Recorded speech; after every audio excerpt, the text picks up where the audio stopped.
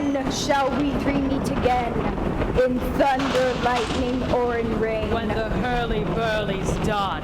When the battle's lost and won. That will be ere the set of sun. Where the place? Upon the heath. There to meet with Macbeth. Fair is foul, and foul is fair. Covered with the fog and filthy air. Fair is foul, and foul is fair. Covered with the fog and filthy air. Fair is foul, and foul is fair. Covered through the fog and filthy air. Fair is foul, and foul is fair. Covered through the fog and filthy air.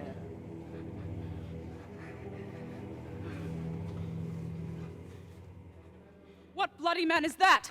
He can report, as seemeth by his plight, of the revolt the new estate. 'Tis the sergeant who, like a good and hearty soldier, fought against my captivity. Hail, brave friend, say to the king the knowledge of the broil as thou didst leave it. Doubtful it stood, as two spent swimmers that do cling together and choke their art. The merciless MacDonald, worthy to be rebel, for to that the multiplying villainies of nature do swarm upon him. From the western isles of curds and gallows glasses is supplied, and fortune on his damned quarrel smiling showed like a rebel's whore. But all's too weak for brave Macbeth. Well, he deserves that name, disdaining fortune with his brandished steel, which smoke with bloody execution, like valor's minion carved out his passage, till he faced the slave, which near shook hands nor bade farewell to him, till he unseamed him from the nave to the chops, and fixed his hand upon our battlements. O valiant cousin, worthy gentleman. As whence the sun gains his reflection, shipwrecking storms and direful thunders break. So from that spring, whence comfort seems to come, discomfort swells. Mark, King of Scotland, mark!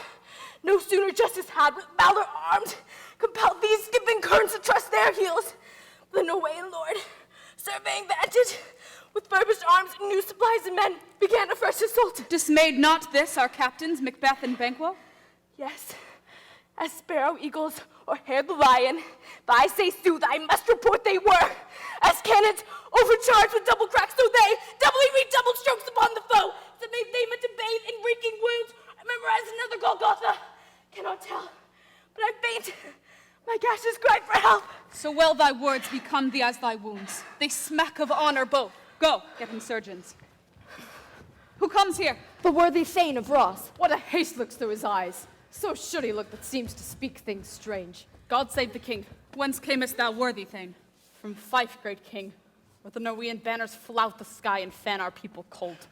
Norway himself, with terrible numbers, assisted by that most disloyal traitor, the Thane of Cawdor, began a dismal conflict, till that Bellona's bridegroom lapped in proof, confronted him with self-comparisons, point against point rebellious, arm against arm, curbing his lavish spirit, and, to conclude, the victory fell on us. No more that Thane of Cawdor shall deceive our bosom interest. Go pronounce his present death, and with his former title greet Macbeth. I'll see it done. What he hath lost, noble Macbeth hath won.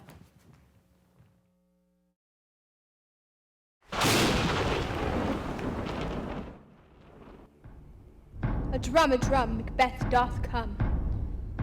The weird sisters hand in hand, hosters of the sea and land, thus do go about, thrice to thine and thrice to mine, and thrice again to make up nine. Peace, the charms wound up.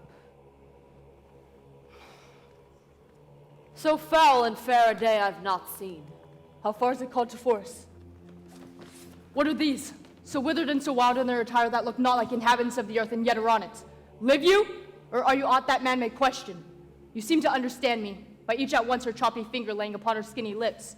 You should be woman, and yet your beards forbid me to interpret that you are so. Speak if you can, what are you? All hail Macbeth, hail to thee, Thane of Glamis. All hail Macbeth! Hail to thee, Thane of Cawdor! All hail Macbeth, thou shalt be king hereafter. Good sir, why do you start and seem to fear things that do sound so fair? In the name of truth, are ye fantastic, or that indeed which outwardly ye show? My noble partner you greet with present grace and great prediction, of noble having and a royal hope, place seems racked with all. To me you speak not. If you can look into the seeds of time and say which grains will grow and which will not, speak then to me, who neither beg nor fear your favors nor your hates. Hail! Hail! Hail! Lesser than Macbeth and greater. Not so happy, yet much happier. Thou shalt get kings, though thou be none. So all hail Macbeth and Banquo. Banquo and Macbeth, all hail! Stay, you imperfect speakers, tell me more. By Sinel's death I know I am Thane of Globs, but how of Cawdor? The Thane of Cawdor lives, a prosperous gentleman, and to be king stands not within the prospect of belief, no more than to be Cawdor. Say from whence you all this strange intelligence, or why upon this blasted heath you stop our way with such prophetic greeting? Speak, I charge you! The earth hath bubbles as the water has, and these are of them. Whither are they vanished? Into the air, and what seemed corporal melted his breath into the wind. Would they had stayed. Were such things here as we do speak about, or have we eaten on the insane root that takes reason to prisoner? Your children shall be kings. You shall be king. And Thane of Cawdor too, went it not so. To the selfsame tune and words. Who's there? The king hath happily received, Macbeth, the news of thy success.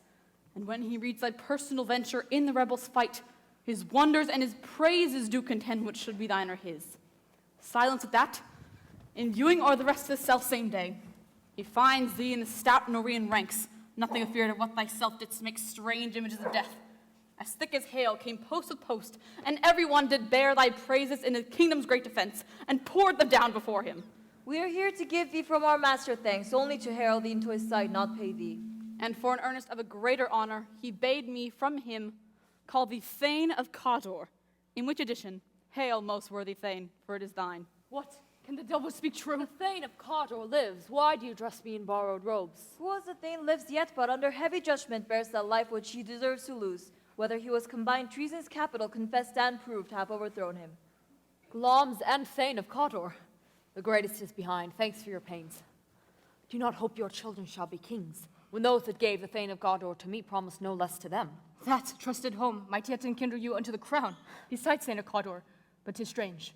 And oftentimes, to one is to our harm, the instruments of darkness tell us truths, win us with honest trifles to betrays in deepest consequence. Cousins, a word, I pray you. 2 truths are told as happy prologues to the swelling act of the imperial theme. I thank you, gentlemen. This supernatural soliciting cannot be ill, cannot be good. If ill, why hath it given me earnest of success commencing in a truth? I am Thane of Cawdor. If good, why do I yield to that suggestion, whose horrid image doth unfix my hair and make my seated heart knock at my ribs against the use of nature? Present fears are less than horrible imaginings, and my thoughts, whose murder yet is but fantastical, shakes, so my single state a man that functions is smothered in surmise, and nothing is but what is not. If chance shall have me king, why chance may crown me, without my stir. Come what come may, time and the hour runs through the roughest day. Worthy Macbeth, we stay upon your leisure. Give me your favor, my dull brain was wrought with things forgotten. Kind gentlemen, your pains are registered where every day I turn the leaf to read them. Let us toward the king. Let us think about what hath chanced here, and at more time, the interim having waited, let us speak our free hearts to each to other. Very gladly. Till then enough. Come, friends. Is execution done on Cawdor? Are not those in commission yet returned? My liege, they have not yet come back, but I have spoke with one that saw him die, who did report that very frankly he confessed his treasons, implored your highness's pardon, and set forth a deep repentance. Nothing in his life became him like believing it. He died as one that had been studied in his death to give away the dearest thing he owed us. 'Twere a careless trifle. There's no art to find the mind's construction in the face. He was a man on whom I built an absolute trust. Oh, worthiest cousin. The sin of my ingratitude even now was heavy on me. Would thou hadst less deserved that the proportion both of thanks and payment might have been mine own. Only I have left to say, more is thy due than more than all can pay. The service and loyalty I owe in doing it pays itself. Your highness's part is to receive our duties, and our duties are to your throne and state, children and servants, which do but what they do by doing everything safe toward your love and honor. Welcome hither. I have begun to plant thee and will labor to make thee full of growing. Noble Banquo, thou hast no less deserved and must be known no less to have done so. Let me enfold thee and hold thee to my heart. There if I grow, the harvest is your own. My plenteous joys, wanton in fullness, seek to hide themselves in drops of sorrow. Sons, kinsmen, thanes, and you whose places are the nearest, know we will establish our estate upon our eldest, Malcolm, whom we name hereafter the Prince of Cumberland. Which honor must not unaccompanied invest him only, but signs of nobleness like stars shall shine on all deservers. From hence to Inverness, and bind us further to you. I'll be myself the harbinger, and make joyful the hearing of my wife with your approach. So humbly take my leave. My worthy Cawdor. A Prince of Cumberland. That is a step on which I must fall down, or else I'll leap. For in my way it lies. Stars, hide your fires. Let not light see my black and deep desires. The eye winketh the hand, yet let that be which the eye fears when it is done to see.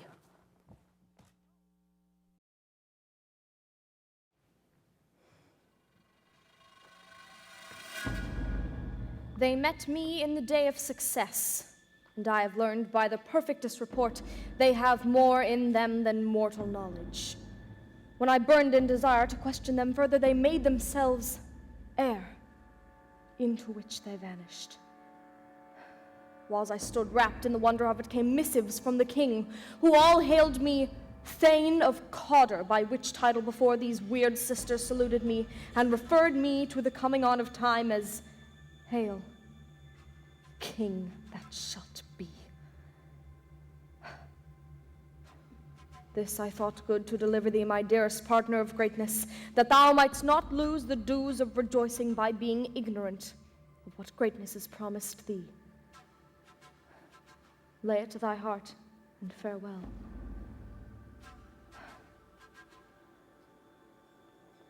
Glamis thou art, and Cawdor, and shalt be what thou art promised. Yet do I fear thy nature. It is too full of the milk of human kindness to catch the nearest way. Thou wouldst be great, art not without ambition, but without the illness should attend it. What thou wouldst highly, that wouldst thou holily. Wouldst not play false, and yet wouldst wrongfully win. Thou wouldst have great Glamis. All that cries, thus thou must do if thou have it, and that which rather thou dost fear to do than wishest should be undone. Hie thee hither that I may pour my spirits in thine ears, and chastise with the valor of my tongue all that impedes thee from the golden round, which fate and metaphysical aid doth seem to have thee crowned withal. What is thy tidings? The king comes here tonight. Thou art mad to say it. Is not thy master with him, who wert so would have informed for preparation? So please you, it is true. Our Thane is coming. Give him tending. He brings great news. The raven himself is hoarse that croaks the fatal entrance of Duncan under my battlements.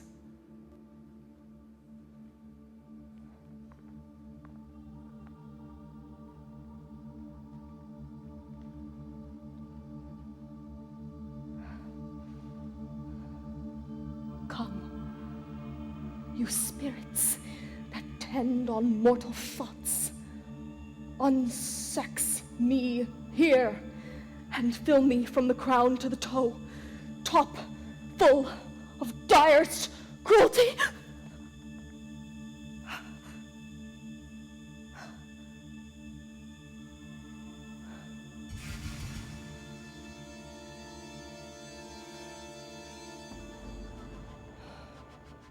Make thick my blood. Stop up the access and passage to remorse, that no compunctious visitings of nature shall shake my fell purpose, nor keep peace between the effect and it. Come to my woman's breasts and take my milk for gall, you murdering ministers, wherever in your sightless substances you wait on nature's mischief.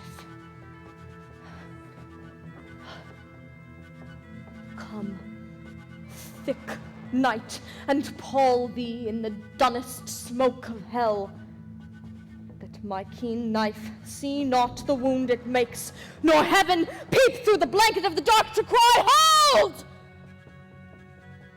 Hold!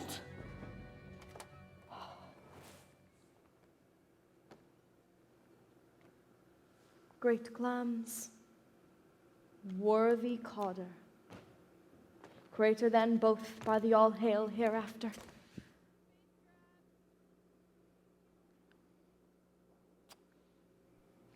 Thy letters have transported me beyond this ignorant present, and I feel now the future in the instant. My dearest love, Duncan comes here tonight. And when goes hence? Tomorrow, as he purposes.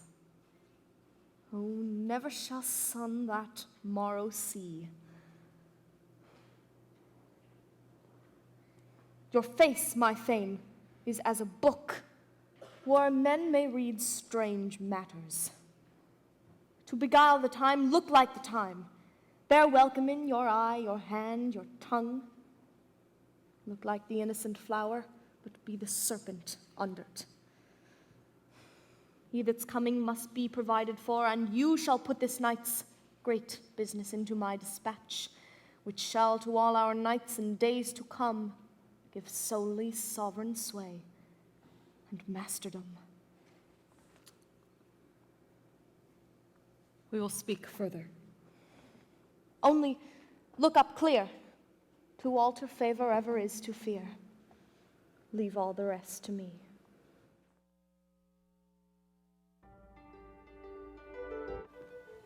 This castle hath a pleasant seat. The air nimbly and sweetly recommends itself unto our gentle senses. See our honored hostess. The love that follows us, sometime is our trouble which we still thank as love. Herein I teach you how you shall bid God ild us for your pains and thank us for your trouble. All our service in every point, twice done, and then done double, were poor and single business to contend against those deep and broad wherewith your majesty loads our house. For those of old, and the late dignities heaped up to them, we rest your hermits. But where's the Thane of Cawdor? We coursed him at the heels, and had a purpose to be his purveyor, but he rides well. And his great love, sharp as his spur, hath holp him to his home before us. Fair and noble hostess, we are your guest tonight. Your servants ever have theirs themselves, and what is theirs in compt, to make their audit known at your highness' pleasure, still to return your own. Give me your hand. Conduct me to mine host. We love him highly, and shall continue our graces towards him. By your leave, hostess.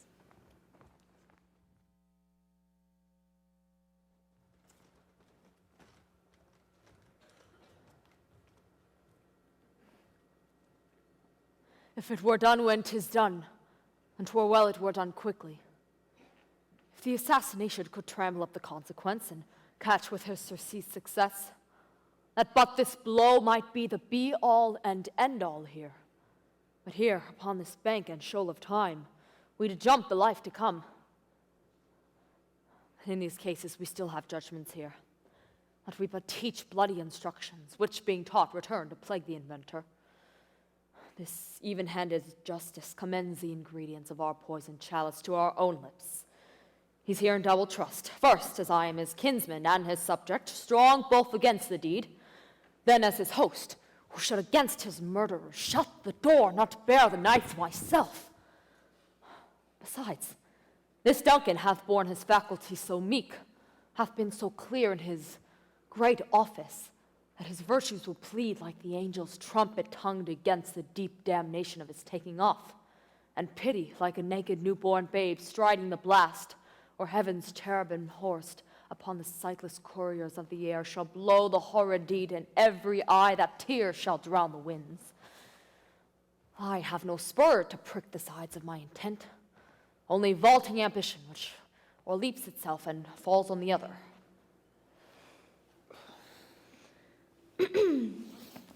How now, what news? He is almost supped. Why have you left the chamber? Hath he asked for me? Know you not he has? We will proceed no further in this business. He hath honored me of late, and I have bought golden opinions from all sorts of people, which should be worn now in their newest gloss, not cast aside so soon. Was the hope drunk, wherein you dressed yourself? Hath it slept since? And wakes it now to look so green and pale at what it did so freely? From this time such I count thy love, Art thou afeard to be the same in thine own act and valor as thou art in desire? Wouldst thou have all that thou esteem'st the ornament of life, and live a coward in thine own esteem, letting I dare not wait upon I would, like the poor cat of the adage? Prithee, peace. I dare do all that may become a man, who dare do more as none. What beast was then that made you break this enterprise to me? When you durst do it, then you were a man, and to be more than what you were, you would be so much more the man. Nor time nor place did then adhere, and yet you would make both. They have made themselves, and that their fitness now does unmake you. I have given suck, and known how tender 'tis to love the babe that milks me. I would, while it were smiling in my face, have plucked my nipple from his boneless gums and dashed the brains out, had I so sworn as you have done to this. If we should fail... We fail? But screw your courage to the sticking place, and will not fail.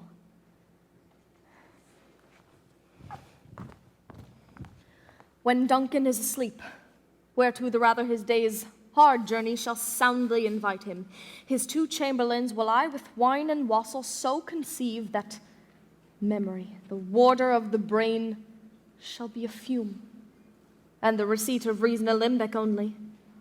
When in swinish sleep their drenched natures lie as in a death, what cannot you and I perform upon the unguarded Duncan?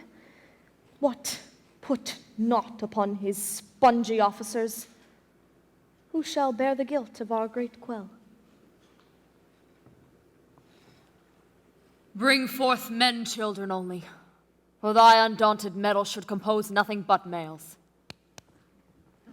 Will it not be received when we have marked with blood those sleepy 2 of his own chambers, and used their very daggers that they had done? Who dares receive it other, as we shall make our griefs and clamors roar upon his death?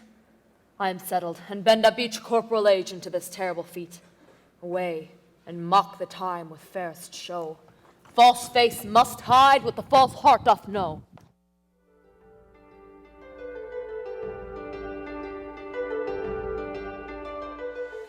How goes the night, boy? The moon is down. I have not heard the clock. And she goes down at 12. I take us 'tis later, sir. Hold.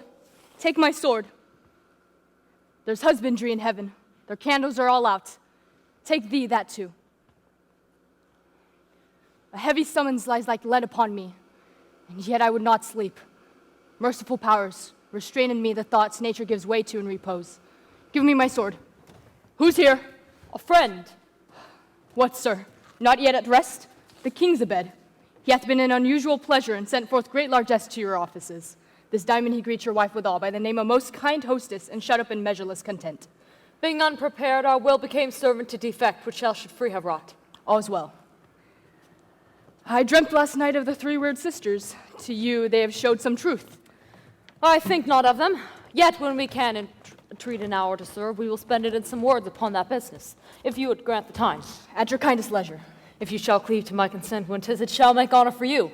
So I lose none in seeking to augment it, but still keep my bosom franchise and allegiance clear. Good repose I shall be a while. counseled.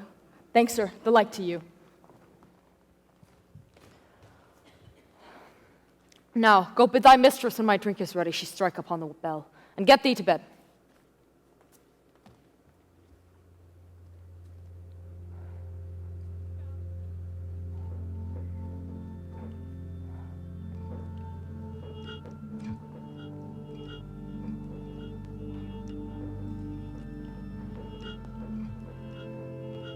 Is this the dagger which I see before me?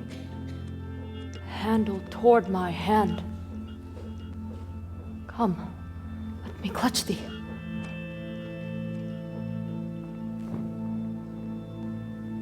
I have thee not, yet I see thee still.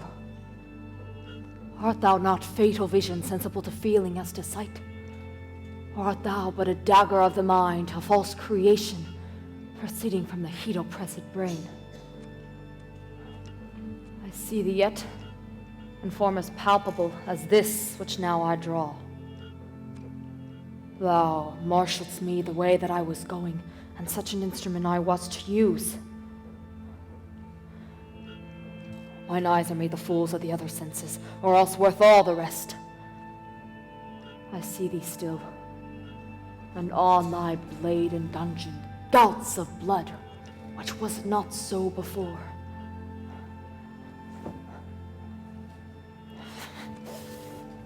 There is no such thing. It is this bloody business which informs thus to mine eyes. Now o'er the one-half world nature seems dead, and wicked dreams abuse the curtained sleep. Witchcraft celebrates pale Hecate's offerings, and withered murder alarmed by his sentinel. The wolf, whose howls his watch, thus with his stealthy pace, with Tarquin's ravishing strides towards his design, moves like a ghost.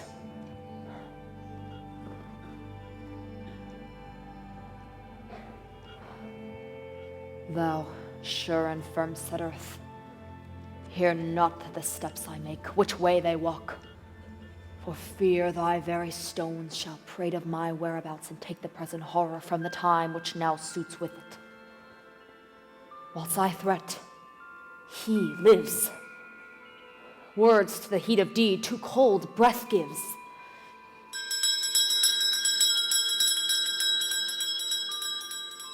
I go, and it is done. The bell invites me. Hear it not, Duncan, for it is a knell that summons thee to heaven. Or to hell.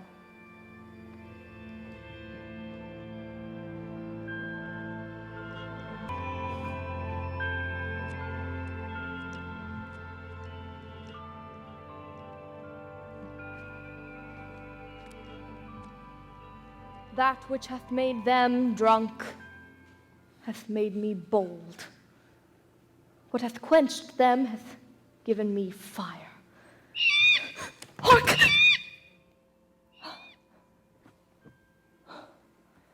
Peace. It was the owl that shrieked, the fatal bellman who gives the sternest good night. He is about it. The doors are open, and the surfeited grooms do mock their charge with snores. I have drugged their possets that death and nature do contend about them, whether they live or die. Who's there? Alack! I'm afraid they have awakened, and 'tis not done. 'Tis the attempt, and not the deed, that confounds us. Hark, I laid the daggers ready, he could not miss 'em. Had he not resembled my father as he slept, I would have done it.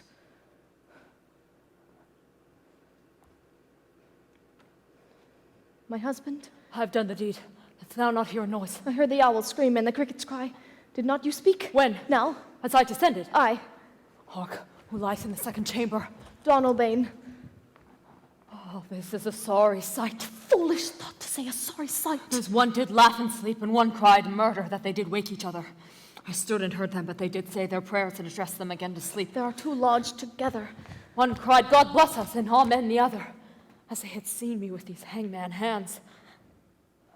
Listening to their fears, I could not say amen when they did say, God bless us. Consider it not so deeply. But wherefore could I not pronounce amen?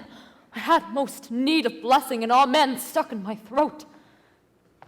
These things must not be thought after these ways, so it will make us mad. Methought I heard a voice cry, sleep no more. Macbeth doth murder sleep.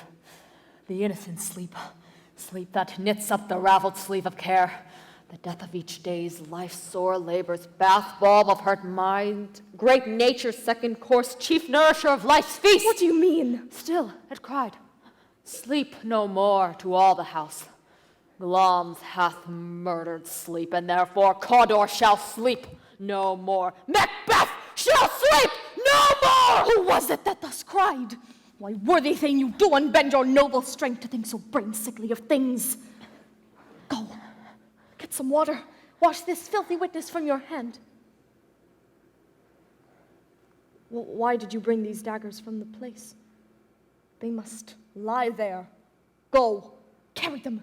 Smear the sleepy grooms with blood. I'll go no more. I am afraid to think what I have done. Look on't again, I dare not. Infirm of purpose. Give me the daggers.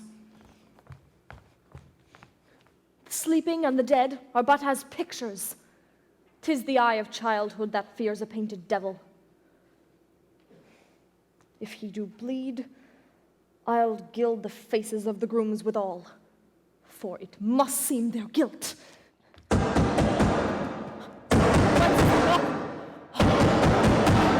Whenever noise pulls me. Oh, what hands are here. Oh, they pluck out mine eyes.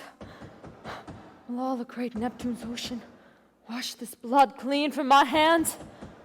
No, this my hand, or rather the multitudinous seas incarnadine making the green one red.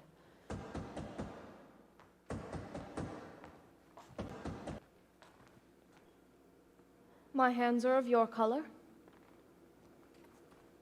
Yet I shame to wear a heart so white.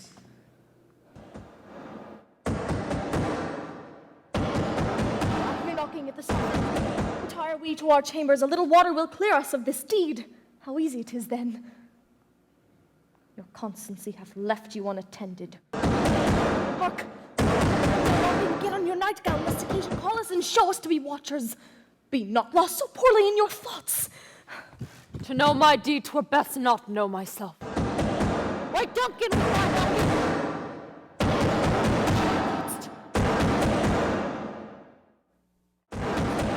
Indeed, if a man were porter of Hellgate, he should avoid turning the key. Knock, knock, knock! Who's there in the name of Beelzebub? Faith, here's a farmer who hanged himself in the expectation of plenty. Come in time, have napkins and now about you. Here you'll sweat for it. Knock, knock, knock. Who's there in the other devil's name? Faith! Here's an equivocator who could swear on both scales, against either scale, who committed treason enough for God's sake, yet could not equivocate to heaven. Oh, come in, equivocator.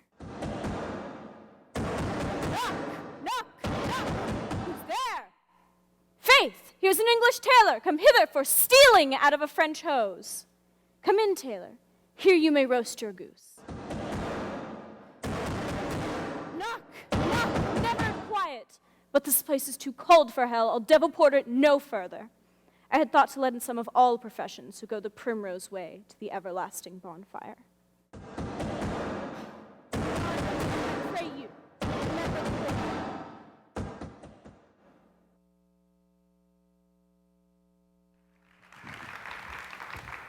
Was it so late, friend, ere you went to bed, that you do lie so late? Faith, sir, we were carousing till the second cock. Is thy master stirring?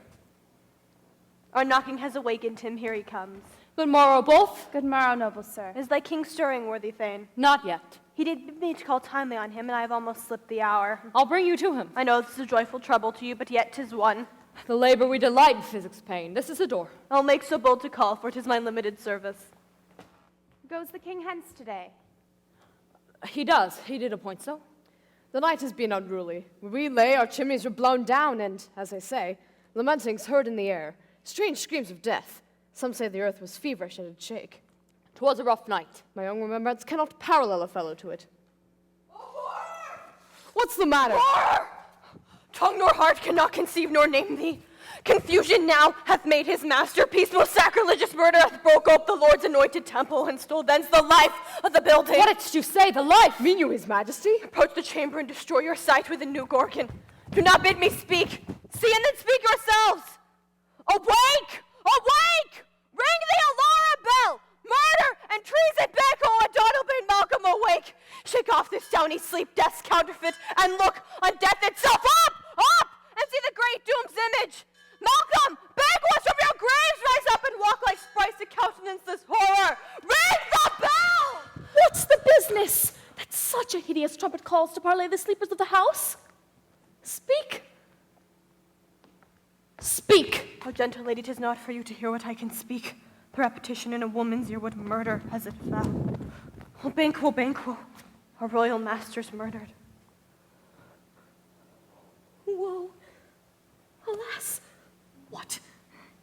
house? Too cruel anywhere.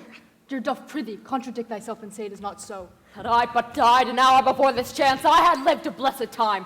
For from this instant there is nothing serious in mortality.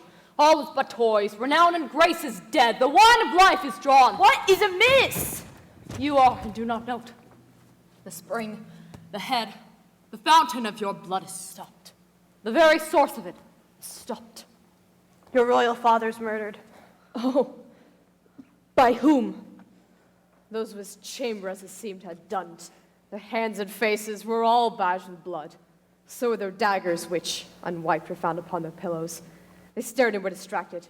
No man's life was to be trusted with them. Oh, yet I do repent me of my fury, that I did kill them. Wherefore did you so? Who could be wise, amazed, temperate, and furious, loyal and neutral in a moment? No man. The expedition of my violent love outrun the pause of reason. Here lay Duncan, his silver skin laced with his golden blood. His gashed stabs look like a breach in nature. For ruin's wasteful entrance there. His murderers, steeped in the color of their trade.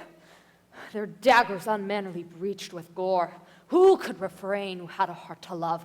And in that heart, courage to make love known! Help me, Hansel! Look to the lady. Why do we hold our tongues that most may claim this argument for ours? What shall be spoken here, where our fate, hidden in augur hole, may rush and seize us? That's the way, our tears are not yet brewed. Nor our strong sorrow upon the foot of motion. Look to the lady. And when we have our naked frailties hid that suffer an exposure, let us meet again to question this most bloody piece of work to know it further. Fears and scruples shake us. In the great hand of God I stand, and thence against undivulged pretense I fight of treasonous malice. And so do I. So all! Let's briefly put on manly readiness and meet together in the hall. Well contented.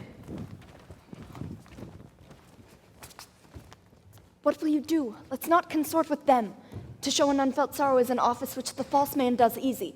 All to England. To Ireland I. Our separated fortune shall keep us both the safer. Where we are, there's daggers in men's smiles. The nearer blood, the nearer bloody. This murderous shaft that shot hath not yet lighted, and our safest way is to avoid the aim.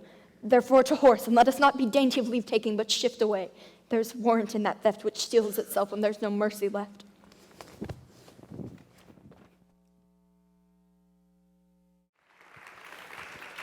Seen hours dreadful, and things strange, but the sore night hath trifled former knowings. Thou seest the heavens as troubled with man's act threaten his bloody stage. By the clock 'tis day, and yet dark night strangles the traveling lamp. Is it night's predominance of the day's shame that darkness does the face of earth and tomb, when living light should kiss it? 'Tis unnatural, even like the deed that's done. Here comes the good Macduff. How goes the world, sir, now? Why, see you not? Is it known who did this more than bloody deed? Those that Macbeth hath slain. Alas the day, what good could they pretend? They were suborned. Malcolm and Donalbain, the king's 2 sons, are stolen away and fled, which puts upon them suspicion of the deed. Against nature still, thriftless ambition that wilt raven up thine own life's means. Then 'tis most like the sovereignty will fall upon Macbeth. He is already named and gone to Scone to be invested.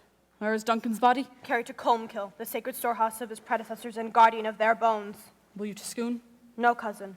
I'll to Fife. Well, I will thither. Well, may you see things well done there. Adieu, lest our old robes sit easier than our new.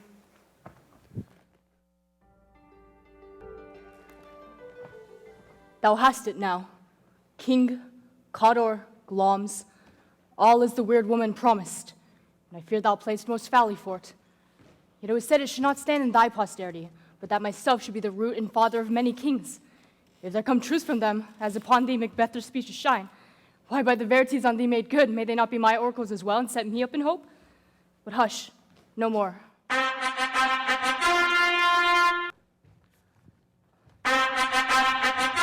our chief guest. If he had been forgotten, it would be as a gap in our great feast, and all thing unbecoming. Tonight we hold a solemn supper, sir, and I'll request your presence.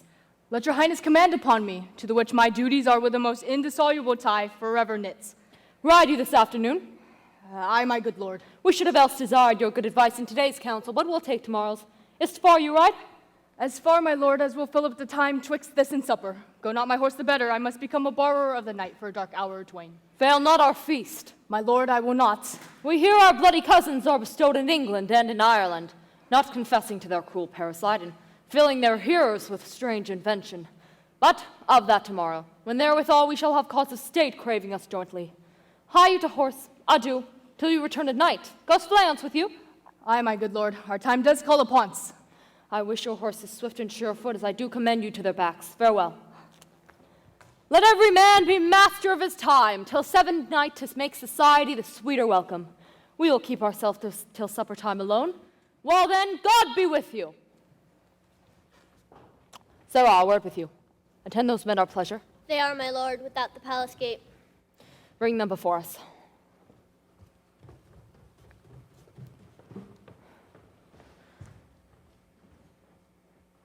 To be thus is nothing, but to be safely thus. Our fears in Banquo do stick deep, and in his royalty of nature reigns that should be feared. 'Tis much he dares, and to that dauntless temper of his mind, he hath a wisdom that doth guide his valour to act in safety. There is none but he whose being I do fear, and under him my genius is rebuked, as he tried the sisters when first they put the name of king upon me and bade them speak to him.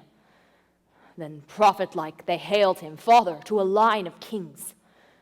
Upon my head they placed a fruitless crown, no son of mine succeeding. If it be so, for Banquo's issue have I filed my mind. For them the gracious Duncan have I murdered, and put rancors in the vessels of my peace only for them, and mine eternal jewel given to the common enemy of man, to make them kings, the seed of Banquo's kings. Rather than so, come fate into the list, and champion me to the utterance. Who's there? Now, go to the door and stay there till we call. Was it not yesterday we spoke together? It was, so please your highness. Well then, now have you considered my speeches? No was he who in times past held you so under fortune which you thought had been our innocent self. This I made good to you in our last conference, passed in probation with you, how you were born in hand, how cross the instruments who wrought with them, and all things else that might to a half a soul and to a notion crazed, say thus did Banquo. You made it known to us. I did so, and went further, which is now our point of second meeting. Do you find your patience so predominant in your nature that you could let this go? Are you so gospeled to pray for this good man and for his issue, whose heavy hand hath bowed you to the grave and beggared yours forever? We are men, my liege. Aye, in the catalogue ye go for men, as hounds and greyhounds, mongrels, spaniels, curs, choughs, water rugs, and demi-wolves are all clept by the name dogs. The valued file distinguishes the swift, the slow, the subtle, the housekeeper, the hunter, every one according to the gifts which bounteous nature hath in him closed, whereby he does receive particular addition from the bill that writes them all alike. And so of men. Now, if you have a station in that file not in the worst rank of manhood, say it, and I will put this business in your bosoms, whose execution takes your enemy off, grapples you to the heart and love of us, who wears our health but sickly in his life, which in his death were perfect. I am one, my liege, whom the vile blows and buffets of the world hath so incensed that I am reckless what I do to spite the world. And I another, so weary with disasters, tugged with fortune, that I would set my life on any chance to mend it or be rid on't. Both of you know Banquo was your enemy. True, my lord. So is he mine. And though I could with barefaced power sweep him from my sight and bid my will avouch it, yet I must not. For certain friends that are both his and mine, whose loves I may not drop, but wail his fall, who I myself struck down. And thence it is that I to your assistance do make love, masking the business from the common eye, for sundry weighty reasons. We shall, my lord, perform what you command us. Though our Your lives... spirits shine through you. Within this hour at most, I will advise thee where to plant themselves. The moment on, for it must be done tonight. And something from the palace. Always thought that I require clearness, and with him to leave no rubs nor botches in the works. Fleance, his son, that keeps him company, whose absence is no less material to me than is his father's, must embrace the fate of that dark hour. Resolve yourselves apart. I'll come to you anon. We are resolved, my lord. I'll call upon you straight. Abide within. It is concluded, Banquo, thy soul's flight. If it finds heaven, must find it out tonight.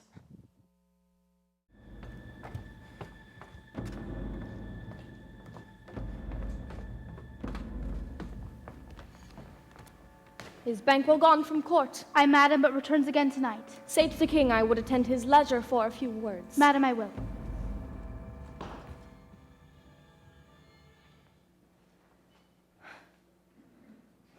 Naught's had, all's spent, where our desires got without content.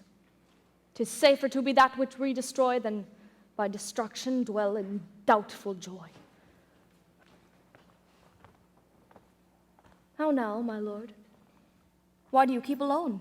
If sorriest fancies your companions making, using those thoughts which should indeed have died with them they think on. Things without remedy should be without regard. What's done is done. We have scotched the snake, not killed it. She'll close and be herself, whilst our poor malice remains in danger of her former tooth. But let the frame of things disjoint, and both worlds will suffer, ere we will eat our meals in fear and sleep in the afflictions of these terrible dreams that shake us nightly. Better be with the dead whom we, to gain our peace, have sent to peace and on the torture of the mind to lie in restless ecstasy. Duncan is in his grave. After life's fitful fever, he sleeps well. Treason has done his worst, nor steel nor poison, malice domestic, foreign levy, nothing can touch him further. Come on, gentle, my lord. Sleek all your rugged looks. Be bright and jovial among your guests tonight. So shall I, love, and so I pray be you. Let your remembrance apply to Banquo. Present him eminence, both with eye and tongue. Unsafe the while that we must lave our honors in these flattering streams, and make our faces vizards to our hearts, disguising what they are. You must leave this. Full of scorpions is my mind, dear wife! Dost thou know that Banquo and his flayance live? But in them nature's copies not etern. There's comfort yet. They are assailable. Then thou be jocund. Ere the bat hath flown his cloistered flight, ere to black Hecate summons the shard-born beetle with his drowsy hums hath rung night's yawning peal, there shall be done a deed of dreadful note. What's to be done? Be innocent of the knowledge, dearest Chuck, till thou applaud the deed. Come, sealing night, scarf up the tender eye of pitiful day, and with thy bloody and invisible hand cancel and tear to pieces that great bond which keeps me pale. Light thickens, and the crow makes wing to the rooky wood. Good things a day begin to droop and drowse, whilst night's black agents to their praise do rouse. Thou marvelst at my words, but hold thee still. Things bad begun make themselves strong by ill. So prithee, go with me.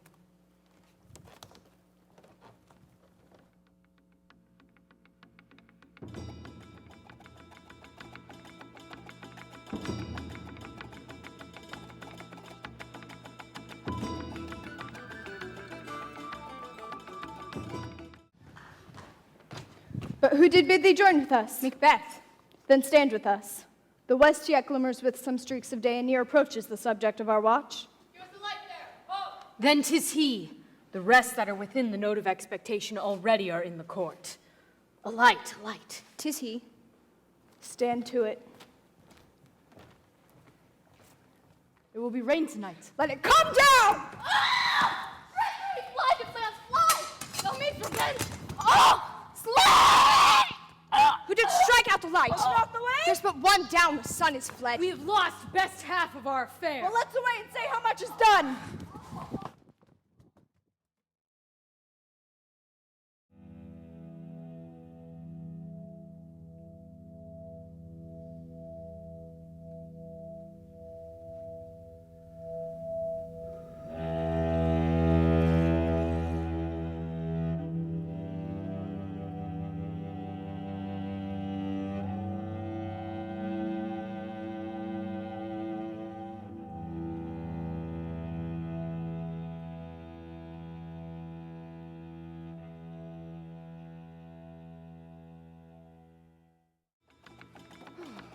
You know your own degrees. Sit down. At first and last, the hearty welcome. Thanks to your majesty. We ourselves will mingle with society and play the humble host. Our hostess keeps her state, but in best time we will require her welcome. Pronounce it for me, sir, to all our friends, for my heart speaks their welcome. Hear, hear. See, they encounter thee with their heart's thanks. Both sides are even, here I'll sit in the midst. Be large in mirth, and on we'll drink a measure the table round. There's blood upon thy face. 'Tis Banquo's then. 'Tis better thee without than he within. Is he dispatched? My lord, his throat is cut. That I did for him. Thou art the best of the cutthroats. Yet he is good that did the like for Fleance. Most royal sir, Fleance escaped. Then comes my fit again. I had else been perfect, whole as the marble, founded as the rock, as broad and general as the casing air, but now I'm cabined, cribbed, confined, bound into saucy doubts and fears. But Banquo safe. Aye, my good lord. Safe in a ditch he bides with 20 trenched gashes on his head. Thanks for that. There the grown serpent lies. The worm that's fled hath nature that in time will venom breed. No teeth for the present. Get thee gone. Tomorrow we'll hear ourselves again. My royal lord, you do not give the cheer. Sweet remembrancer. Now, good digestion wait on appetite, and health on both. Hear, hear. May it please your highness sit. Here had we now our country's honor roofed, were the graced person of our Banquo present. His absence, sir, lays blame upon his promise. Please it your highness to grace us with your royal company. The table's full. Here is a place reserved, sir. Where? Here, my good lord. Which of you have done this?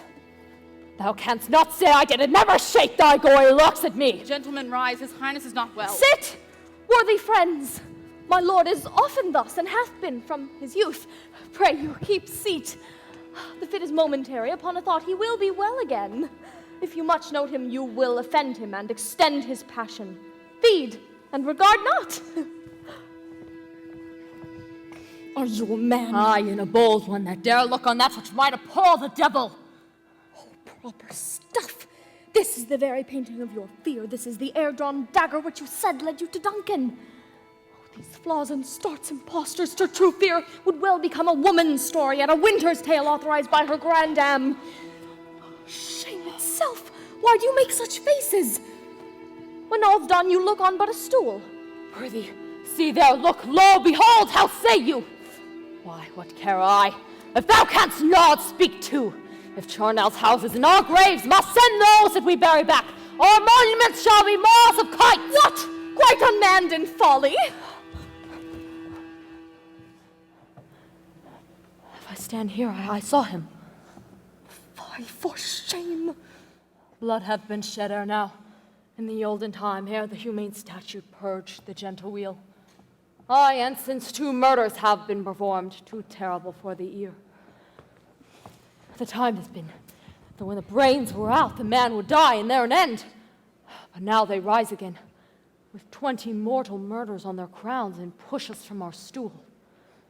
This is more strange than such a murder is. My worthy lord, your noble friends do lack you. I do forget. My most worthy friends, do not muse at me. I have a strange infirmity, which is nothing to those that know me. Come, love and health to all, then I'll sit down. Give me some wine, fill full. I drink to the general joy of the table, and to our dear friend Banquo, whom we miss would he were here. To all and him and all in all, our duties and the pledge.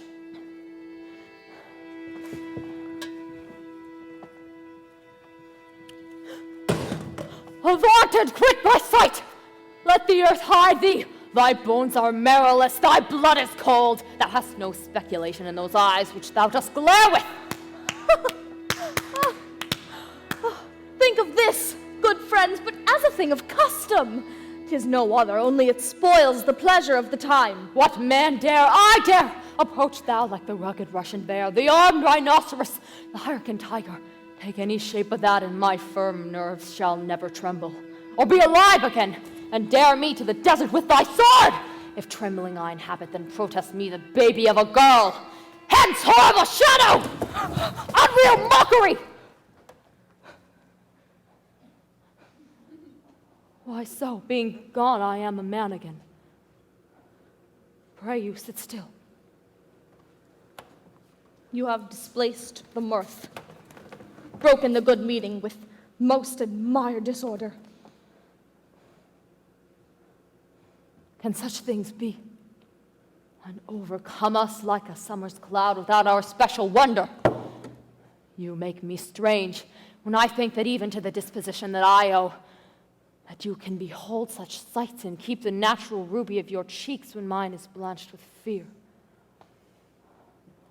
What sights, my lord? Pray you, speak not. He grows worse and worse. Question enrages him. At once, good night. Stand not upon the order of your going, but go at once. Good night, and better health attend his majesty.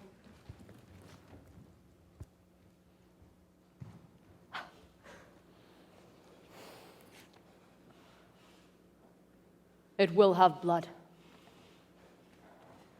They say blood will have blood.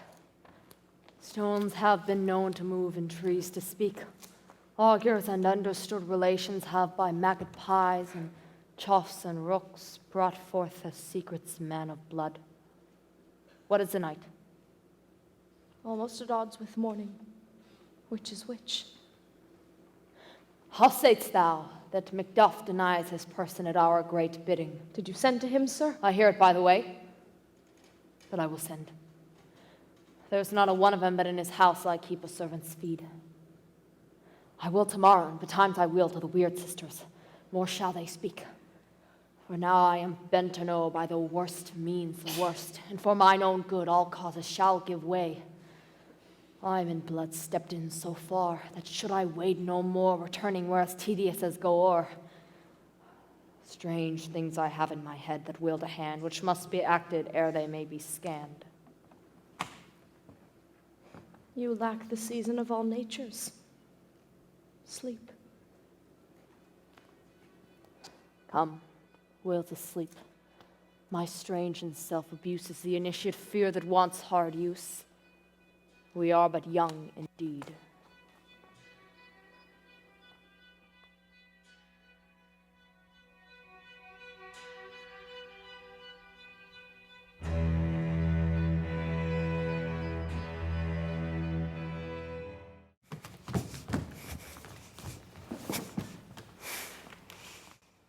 My former speeches have but hit your thoughts, which can interpret farther. Only I say, things have been strangely born.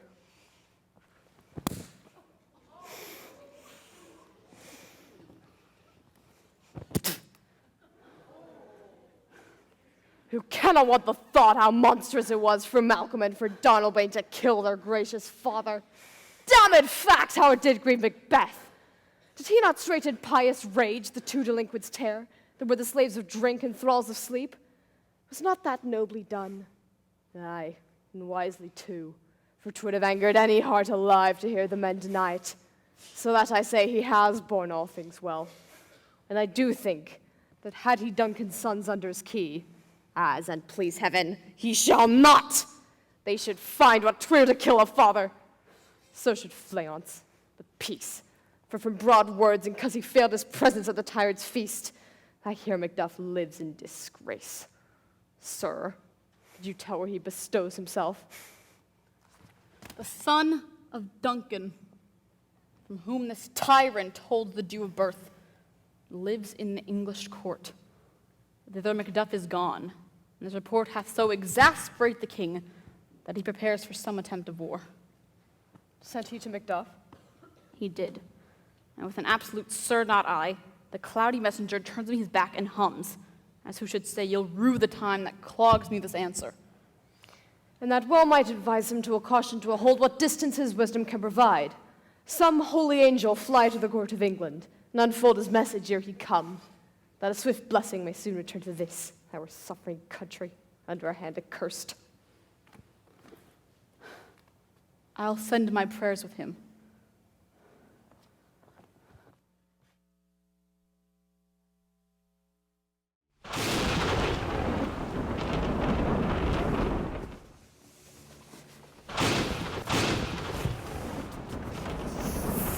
Double, double, toil and trouble, fire, burn, and cauldron bubble.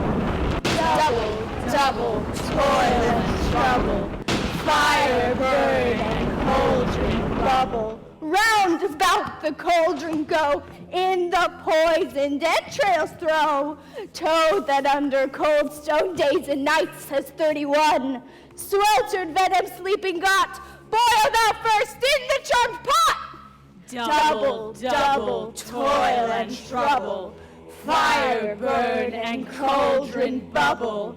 Fillet of a fenny snake, in the cauldron boil and bake. Eye of newt and toe of frog, wool of bat and tongue of dog. Adder's fork and blindworm's sting, lizard's leg and howlet's wing. For a charm of powerful trouble, like a hell broth boil and bubble. Double, double, toil and trouble, fire, burn, and cauldron bubble. Scale of dragon, tooth of wolf, witch's mummy, maw and gulf. Of the raven, salt sea shark, root of hemlock digged in the dark. Liver of blaspheming Jew, gall of goat and slips of yew. Slivered in the moon's eclipse, nose of Turk and Tartar's lips. Finger of birth-strangled babe, ditch delivered by a drab. Make the gruel thick and slab. Add thereto a tiger's chaldron for the ingredients of our cauldron. Double, double, toil and trouble, fire, burn, and cauldron bubble. Cool it with a baboon's blood, then the charm is firm and good. By the pricking of my thumb, something wicked this way comes. Open locks, whoever knocks. How now, you secret black and midnight hags? What didst you do? A deed without a name. I conjure you, by that which you profess, however you come to know it, answer me. Though you untie the winds and let them fight against the churches, though bladed corn be lodged and trees blown down, though castles topple on their warder's head, though palaces and pyramids do slope their heads to their foundations, answer me to what I ask you. Speak! Demands! We'll answer. Say if thou'st rather hear it from our mouths or from our masters. Call him. Let me see him. Pour in sow's blood that hath eaten her 9 pharaoh. Grease that sweetened from the murders, give it, throw into the flame. Come high or low, thyself and office deftly show. Tell me, thou unknown power. He knows thy thought. Hear his speech, but say thou not. Macbeth! Macbeth! Macbeth! Beware Macbeth! Beware the thane of fight! Dismiss me! Enough! Whatever thou art, for thy good caution, thanks. Thou hast harped my fear aright, but one word more. He will not be commanded. Here's another more potent than the first.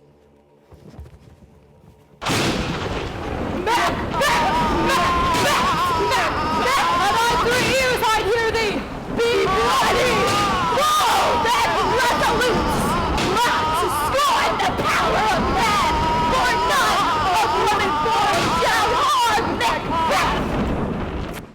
Then live, Macduff, what need I fear of thee? Yet I will make assurance double sure and take a bond of fate. Thou shalt not live, so that I may tell pale-hearted feared lies, and sleep in spite of thunder. What is this that rises like the issue of a king, and wears upon his baby brow the round and top of sovereignty? Listen, but speak not to it. Be like them proud, take no care who chase, who threats, or where inspires on. Macbeth shall never fake with thee, until brave bird of wood, thy desolate hill shall come against him. That will never be! Who can impress the force, bid the trees unfix his earthbound root? Sweet bottomance good. Rebellion's head rise never, till the wood of Burnham rise. In our high place Macbeth shall live the lease of nature. Yet my heart throbs to know one thing more. Tell me if thou canst tell so much. Will Banquo's issue ever reign in this kingdom? Seek to know no more. I will be satisfied. Deny me this, and an eternal curse fall upon you. Let me know, why sinks that cauldron, and what noise is this? Show his eyes and grieve his heart. Come like shadows, so depart. Thou art too like the spirit of Banquo. Down! Thy crown doth sear mine eyeballs, and thy hair, thou other gold-bound brows like the first. A third is like the former. Filthy hags, why do you show me this? A fourth, starred eyes, what will the line stretch till the crack of doom? Another yet, a seventh, I'll see no more, and yet the eighth appears and bears a glass which shows me many more. And some I see that twofold balls and treble scepters carry. Horrible sight, where now I see 'tis true, for the blood-boltered Banquo smiles upon me and points at them for his. What is this so? Aye, sir, all this is so. Where are they? Gone? Let this pernicious hour stand I accursed in the calendar. Come in without there! Saw you the weird sisters? No, my lord. Came they not by you? No, indeed, my lord. Infected be the air whereon they ride, and damned all those that trust them. I did hear galloping of horses. Who was't came by? 'Tis 2 or 3, my lord, that bring you word. Macduff is fled to England. Fled to England? Aye, my good lord. Time thou anticipatest my dread exploits. The flighty purpose is never o'ertook unless the deed go with it. From this moment, the very firstlings of my heart shall be the firstlings of my hand. And even now, to crown my thoughts with acts, be it thought and done. The castle of Macduff I will surprise, seize upon Fife, give to the edge of the sword his wife, his babes, and all unfortunate souls that trace him in his line. No boasting like a fool. This deed I'll do before this purpose cools. But no more sights. What hath he done to make him fly the land? You must have patience, madam. Oh, he had none. His flight was madness. When our actions do not, our fears do make us traitors. You know not whether it was his wisdom or his fear. Wisdom. To leave his wife, to leave his babes, his mansion, and his titles, in a place from whence he himself doth fly. He loves us not. He wants the natural touch, for the poor wren, the most diminutive of birds, will fight, her young ones in her nest against the owl. All is the fear, and nothing is the love, as little is the wisdom where the flight so runs against all reason. My dearest coz, I pray you school yourself. But for your husband, he is noble, wise, judicious, and best knows the fits of the season. I dare not speak much further. But cruel are the times when we are traitors and do not know ourselves. When we hold rumor from what we fear, yet know not what we fear. Float upon a wild and violent sea, each way and move. I take my leave of you. Shall not be long, but I'll be here again.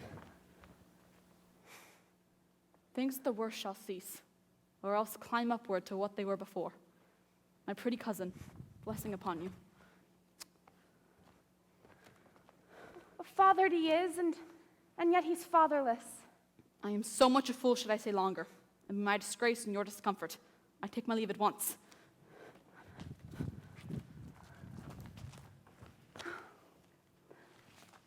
Sirrah, your father's dead. And what will you do now? How will you live? As birds do, mother.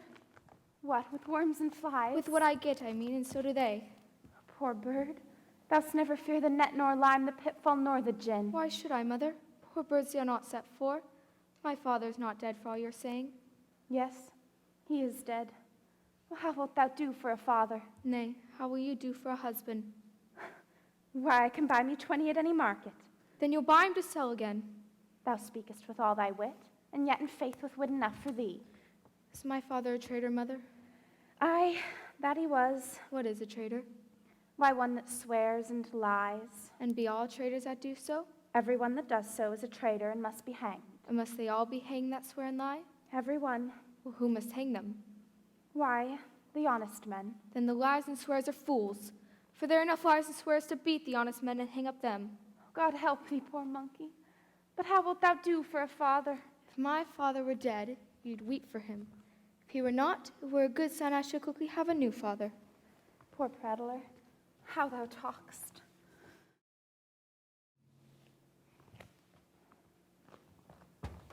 Bless you, fair dame. I'm not to you known, though in your state of honor I am perfect. I doubt some danger does approach nearly. If you'll take a holy man's advice, be not found here, hence with your little ones. To frighten you thus, methinks I am too savage. To do worse to you, while foul cruelty, which is too nigh your person. Heaven preserve you, I dare by no longer. Whither should I fly? I have done no harm.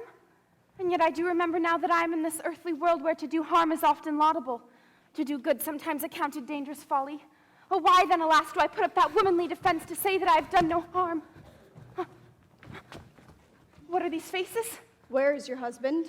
I hope in no place, so unsanctified where such as thou mayst find him. He's a traitor. Thou lies, thou shaggard villain!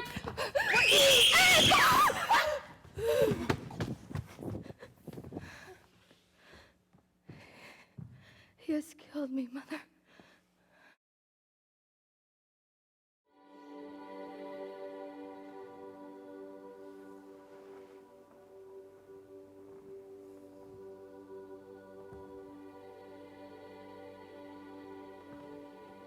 Let us seek out some desolate shade and there weep our sad bosoms empty.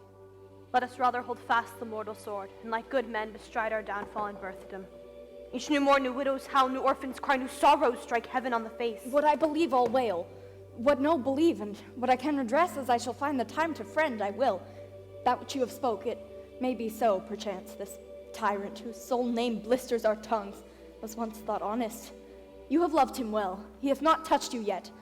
I am young, but something you may deserve of him through me. I am not treacherous. But Macbeth is a good and virtuous nature may recoil in an imperial charge. But I shall crave your pardon. That which you are my thoughts cannot transpose. Angels are bright still, though the brightest fell. I've lost my hopes. Perchance even there where I did find my doubts. Why in that rawness left you wife and child? Those precious motives, those strong knots of love without leave-taking. Bleed, bleed, poor country. Fare thee well, Lord. I would not be the villain that thou thinkst for the whole space that's in the tyrant's grasp. Be not offended, I speak not as in absolute fear of you. I think our country sinks beneath the yoke. It weeps, it bleeds, and each new day a gash is added to her wounds. I think withal there would be hands uplifted in my right. And here from gracious England have I offer of 10,000 goodly men. But for all this, when I shall tread upon the tyrant's head or wear it on my sword, yet my poor country shall have more vices than it had before, more suffer and more sundry ways than ever by him that shall succeed. What should he be? It is myself, I mean, in whom I know all the particulars of a vice so grafted that when they shall be opened, black Macbeth shall seem as pure as snow. Not in the legions of horrid hell can come a devil more damned in evils to taunt Macbeth. I grant him bloody, luxurious, avaricious, false, deceitful, sudden, malicious, smacking of every sin that has a name, but there is no bottom, none in my voluptuousness. Your wives, your daughters, your matrons, and your maids could not fill up the cistern. Better Macbeth than such an one to reign. But do not fear yet to take upon you what is yours. You may convey your pleasures in a spacious plenty, and yet seem cold. The time you may so hoodwink, we have willing dames enough. With this there grows in my most ill-composed affection such a stanchless avarice that, were I king, I should cut off the nobles for their lands, desire his jewels and this other's house, and my more having would be as a sauce to make me hunger more, that I should forge quarrels unjust against the good and loyal, destroying them for wealth. This avarice sticks deeper. Yet do not fear. Scotland hath poisons to fill up your will of your mere own. All these are portable with other graces weighed. But I have none. These king-becoming graces as justice, verity, temperance, stableness, bounty, perseverance, mercy, lowliness, devotion, patience, courage, fortitude, I have no relish of them. Nay, had I power, I should pour the sweet milk of concord into hell. Uproar the universal peace, confound all unity on earth. Oh, Scotland, Scotland! If such a one be fit to govern, speak. I am as I have spoken. Fit to govern? No, not to live.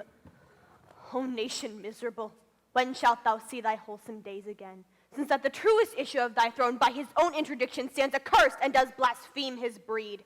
Thy royal father was a most sainted king, the queen that bore thee oftener upon her knees than on her feet. Fare thee well.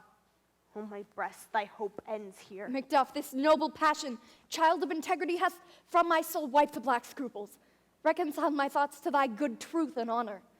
Devilish Macbeth by many of these trains hath sought to win me into his power, and modest wisdom plucks me from over-credulous haste. But God above, deal between thee and me. For even now I put myself to thy direction. Unspeak mine own detraction. Here abjure the taints and blames I laid upon myself for strangers to my nature. I am yet unknown to woman. Never was forsworn, scarcely have coveted what was mine own. At no time broke my faith, and delight no less in truth than in life. What I am truly is thine, and my poor country's to command.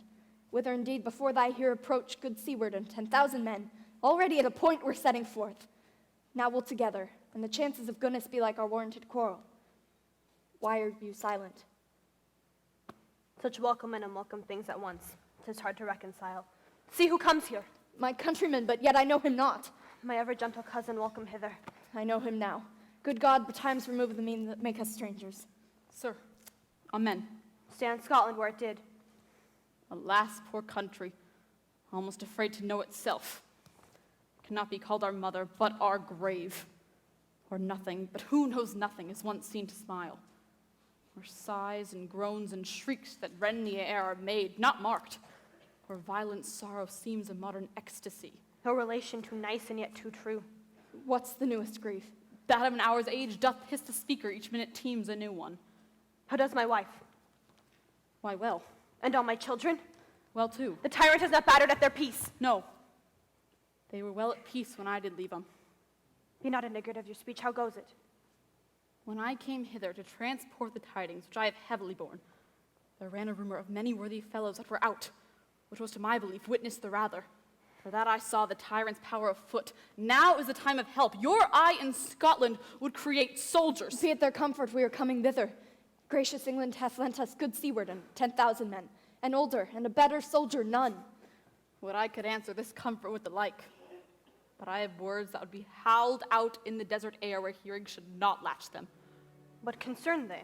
The general cause, or is it a fee grief due to some single breast? No mine it's honest, but in it shares some woe. Though the main part pertains to you alone. If it be mine, keep it not from me. Quickly, let me have it. Let not your ears despise my tongue forever, or shall possess them with the heaviest sound that ever yet they heard. I guess at it. Your castle is surprised, your wife and babes savagely slaughtered. To relate the manner, or to add the death of you. Merciful heaven, what man ne'er pull your hat upon your brows, give sorrow words. The grief that does not speak whispers the o'erfraught heart and bids it break. All my children killed? Wife, children, servants, all that could be found. And I must be from thence my wife killed too? I have said. Be comforted. Let us make medicines of our great revenge to cure this deadly grief. He has no children. All my pretty ones. Did you say all? Oh, hell, kite, all? All my pretty chickens and their dam at one fell swoop? Dispute it like a man. I shall do so. But I must also feel it as a man. I cannot but remember such things were that were most precious to me. Did heaven look on and would not take their part? Oh, sinful Macduff! They were all struck for thee. Not that I am, not for their own demerits, but for mine. Fell slaughter on their souls. Heaven rest them now. Be this the whetstone of your sword. Let grief convert to anger. Blunt not the heart, enrage it. Oh, I could play the woman with mine eye and the braggart with my tongue. But gentle heavens, cut short all intermissions. Front to front bring thou this fiend of Scotland, and myself within my sword's length set him. And if he scape, heaven forgive him too. This tune goes manly. Our power is ready. Our lack is nothing but our leave. Macbeth is ripe for the shaking, and the powers above put on their instruments. Receive what cheer you may. The night is long, but never finds the day.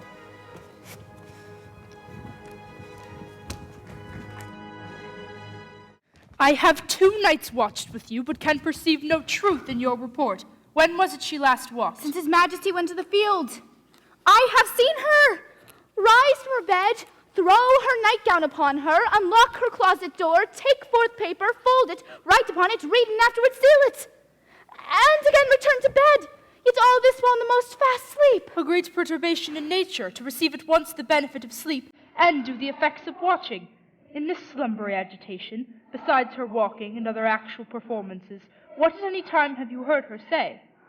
That doctor which I will not report after her. You may to me, and 'tis most meet you should. Neither to you nor anyone, having no witness to confirm my speech. Lo, doctor, here she comes. Observe her, stand close. How came she by that light? I stood by her. She is light by her continually, 'tis her command. You see her eyes are open. Aye, but their senses shut.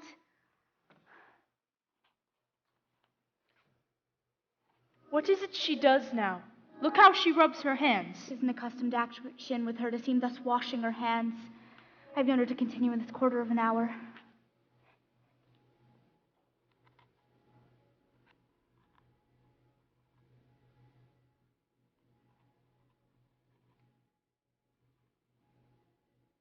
Yet, here's a spot. Hark, she speaks. I will set down what comes from her to satisfy my remembrance the more strongly.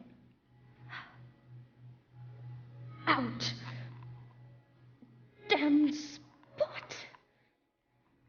Out, I say. 1, 2. Why, then 'tis time to do it.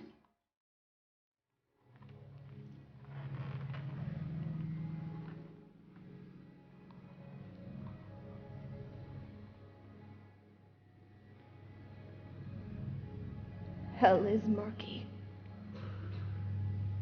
Fie, my lord, fie! What a soldier and a feared!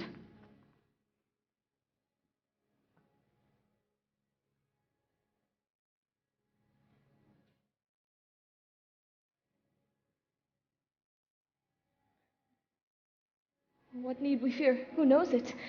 When none can call our power to account yet. Who would have thought the old man to have had so much blood in him? Do you mark that? The Thane of Fife had a wife. Where is she now? No more that, my lord. No more that. You mar all with this starting. Go to. Go to. You have known what you should not. She has spoken what she should not. I am sure of that. Heaven knows what she has known.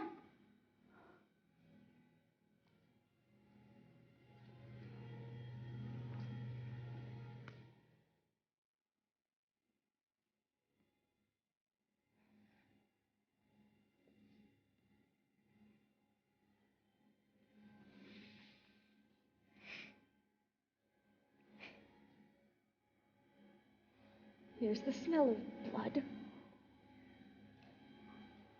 Still?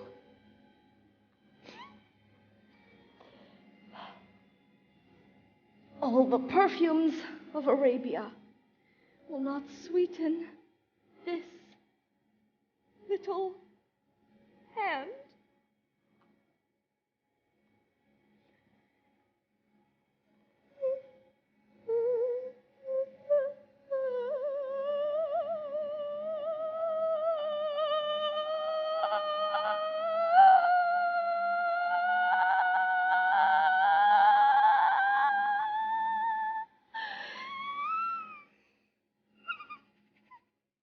What a sigh is there. The heart is sorely charged. I would not have such a heart in my bosom for the dignity of the whole body. Well, well, well. May God it be, sir. This disease is beyond my practice. Yet I have known those which have walked in their sleep who have died, holily in their beds.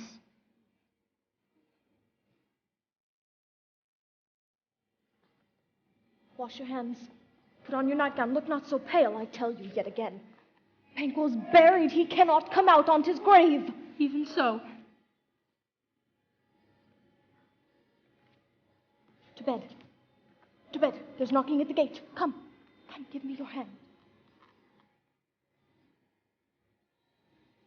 What's done cannot be undone. To bed. To bed. To bed. To bed. To bed. Will she go now to bed? Directly. Foul whisperings are abroad. Unnatural deeds do breed unnatural troubles. Infected minds to their deaf pillows will discharge their secrets. More needs she the divine than the physician. God, God forgive us all. Look after her, remove from her the means of all annoyance, but still keep eyes upon her. So good night. My mind she is mated, and amazed my sight. I think, but dare not speak. Good night, good doctor. The English power is near, led on by Malcolm, his uncle Seward, and the good Macduff. Revenges burn in them, for their dear causes would to the bleeding and the grim alarm excite the mortified man. Near Burnham Wood shall we meet them, and that way are they coming. Who knows if Donalbain be with his brother? For certain, sir, he is not. I have a file of all the gentry. There is Seward's son, and many unwroth youths who even now protest their first manhood. What does the tyrant? Great Dunsinane he strongly fortifies. Some say he's mad. Others that lesser hate him do call it challenge fury. But for certain he cannot buckle his distempered cause within the belt of rule. Now does he feel his secret murder sticking on his hands. Now many the revolts upbraid his faith breach. Those he commands will only command nothing in love. Now does he feel his title hang loose about him like a giant's robe upon a dwarfish thief. Who then shall blame his pestered senses to recoil and start, when all that is within him does condemn itself for being there? Well, march we on, to give obedience which is truly owed. Bring me no more reports, let them all fly! Till Burnham Wood be come to Dunsinane, I cannot taint with fear. What's the boy Malcolm? Was he not born of woman?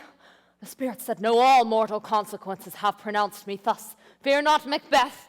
No man that's woman-born shall e'er have power upon thee.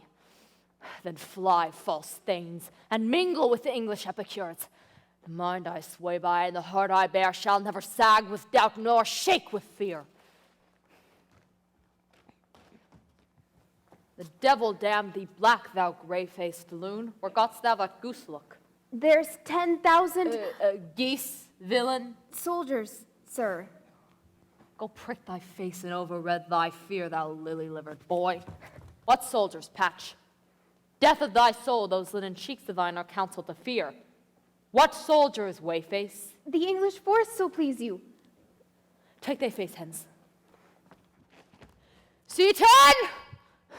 I am sick at heart when I behold. Seaton, I say! This push will cheer me ever or to seat me now. I have lived long enough.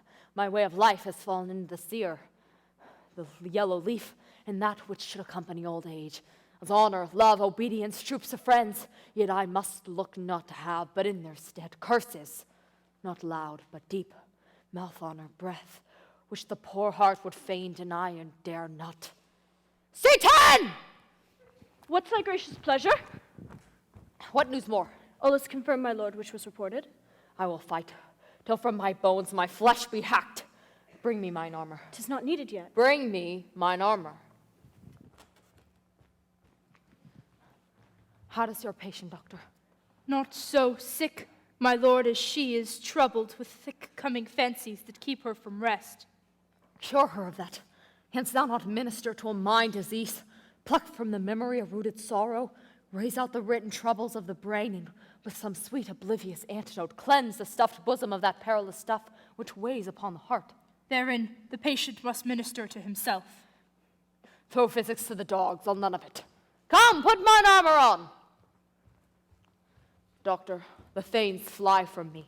Come, sir, dispatch. If thou couldst, doctor, cast the waters of my land, find her disease, and purge it to a sound and pristine health, I would applaud thee to the very echo that should applaud again. Hold off, I say! What rhubarb sinner, or what purgative drug could scour these English hence? Hear'st thou of them? Aye, my good lord. Your royal preparation makes us hear something. Bring it after me. I will not be afraid of death and bane. Tell Burnham Wood, come to Dunsinane! What is this before us? The wood of Burnham. Let every soldier hew him down a bough and bear it before him.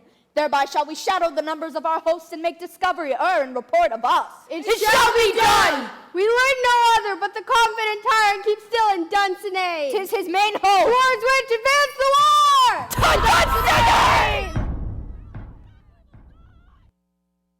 Hang out our banners on the outward wall. The cry is still they come. Our castle's strength will laugh a siege to scorn. Here let them lie, till famine and ague eat them up. Were they not forced with those that should be ours, we would have met them dareful, beard to beard, and beat them backward home. What is that noise? 'Tis the cry of women, my lord? I've almost forgot the taste of fear.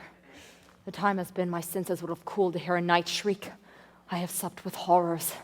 Direness familiar to my slaughterous thoughts cannot once start me. Wherefore was that cry? The queen, my lord, is dead.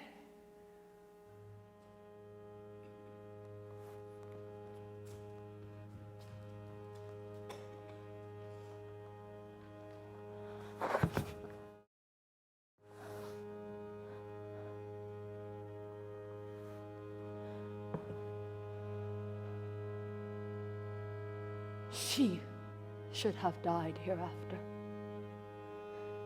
There would have been time for such a word. Tomorrow, and tomorrow, and tomorrow creeps in this petty pace from day to the last syllable of recorded time. And all our yesterdays have lighted fools the way to dusty death. Out! Out, brief candle.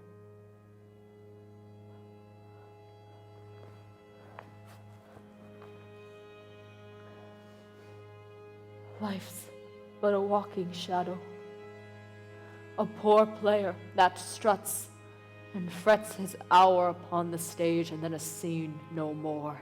It is a tale told by an idiot, full of sound and fury, signifying nothing.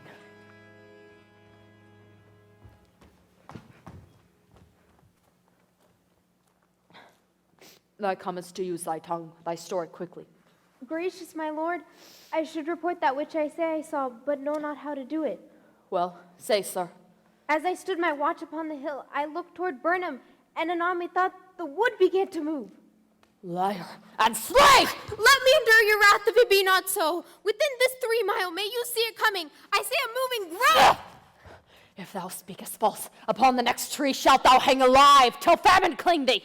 If thy speech be sooth, I care not if thou dost for me as much.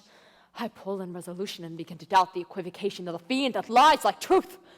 Fear not, till Burnham Wood do come to Dunsinane, and now a wood comes towards Dunsinane. Arm, and out! If this which he avouches does appear, there is no flying hence nor tarrying here. I begin to be aweary of the sun, and wish the present estate of the world were now undone. Ring the alarm bell! Blow, wind, come, rack! At least we'll die with harness on our back. Now near enough! Your leafy screens throw down and show like those you are. You, worthy uncle, shall with my cousin, your right noble son, lead our first battle. Worthy Macduff and we shall take upon what else remains to do, according to our order. Fare you well. Do we but find the tyrant's power tonight? Let us be beaten if we cannot fight! Ah! Make all our trumpets speak, give them all breath. Those clamorous harbingers of blood and death! Kill this man! They have tied me to a stake, I cannot fly. But bear like I must fight this course. What's he who is not born of woman? Such a one I am to fear, or none. What is thy name? Thou wilt be afraid to hear it. No, though thou callest thyself a harder name than any is in hell. My name's Macbeth. The devil himself could not pronounce a title more hateful to mine ear. No, nor more fearful. Thou liest, abhorred tyrant! With Mars' sword I'll prove the lie thou speakest!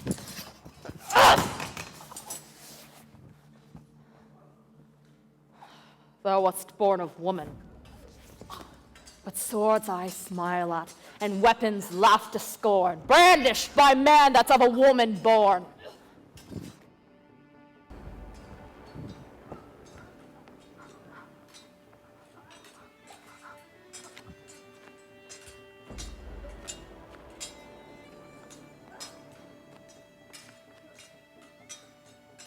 That way the noise is.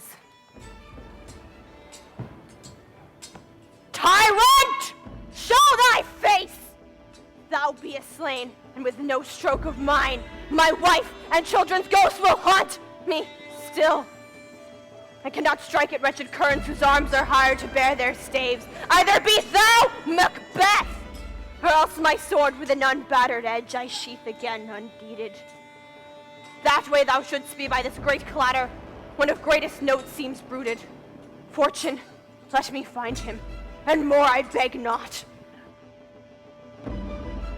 Why should I play the Roman fool and die on mine own sword? Whilst I see lives, the gashes do better upon them. Turn, hellhound, turn! Of all men else, I have avoided thee. But get thee back, my soul is too much charged with blood of thine already. I have no words.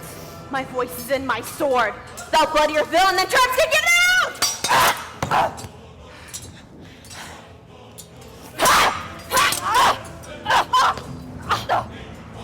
Thou losest labor, as easily mayst thou with the entrenching air with thy keen sword and press as make me bleed. Let fall thy blade on vulnerable crests. I bear a charmed life which must not yield to one of woman born. Despair thy charm. Let the angel whom thou still hast served tell thee. Macduff was from his mother's womb untimely ripped. Accursed be the tongue that tells me, for it hath cowed my better part of man.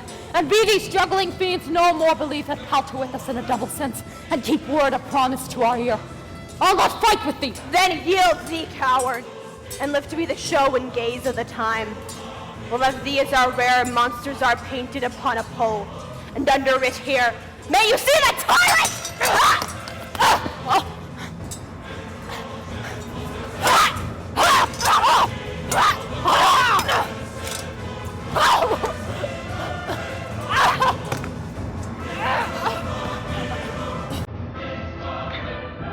I will not yield to kiss the ground before young Malcolm's feet, and to be baited by the rabble's curse. Though Burnham Wood become to Dunsinane, and though thou opposed be of no woman born, yet I will try the last. Before my body I throw my warlike shield. Lay on, Macduff, and damned be him that first cries, hold! Enough!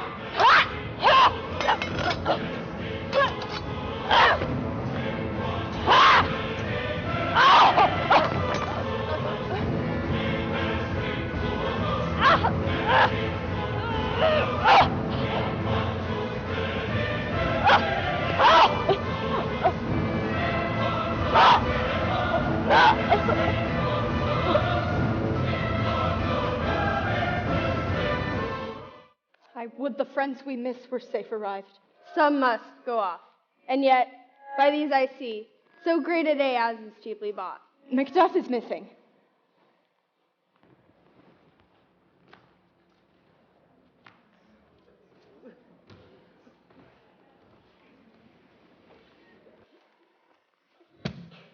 Hail, King, for so thou art.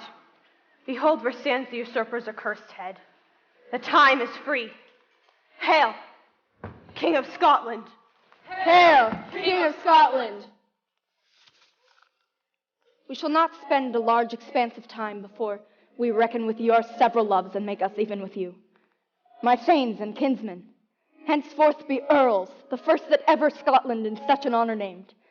What's more to do, which would be planted newly with the time, as calling home our exiled friends abroad, that fled the snares of watchful tyranny, producing forth the cruel ministers of this dead butcher and his fiend-like queen, who, as 'tis thought, by self and violent hands took off her life.